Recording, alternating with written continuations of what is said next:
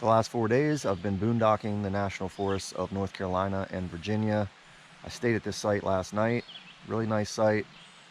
Real quick, I wanted to go over a few tips and tricks to use on your cooler that will make your van life, truck camping life, car camping life a lot easier. As the weather warms up, it's harder and harder to keep your ice cold in the car. First good tip is to build a cooler for your cooler.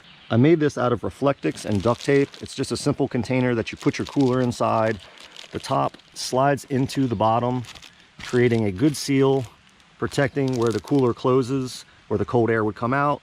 Also, the Reflectix reflects the heat back away from the cooler to keep everything inside nice and cold. I used just a cheap $30 Coleman cooler.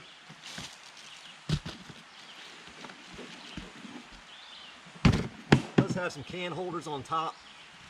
And this is the container that I made. It's very simple and it works great. Tip number 2, get yourself some containers to keep your food separate from your ice. These fit perfectly into my cooler. Obviously you'll have to get one that fits your cooler properly, but I fit 2 containers in here. Keeps all my food dry from all that wet ice once it starts to melt. I think those containers were like $2 or $3 at Target, so they're not expensive and they help out a lot. Tip number 3, repackage your drinks. I've got grape cranberry, I've got some apple juice, and some milk. And I just repackage them into those smaller water bottles. They take up less space, and it's pretty much all I need for just a few days out at a time. Tip number 4, use large juice containers and freeze them. These have been in the car for, this is the 5th day, and they've still got a large chunk of ice inside of them.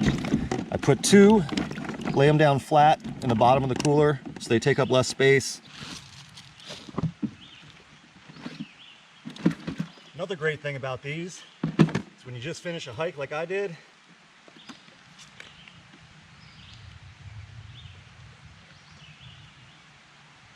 you got some nice cold water to drink when you get back.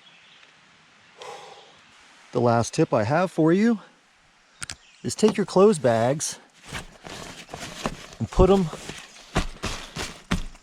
on top and around your cooler to give it just a little bit more insulation from that hot sun.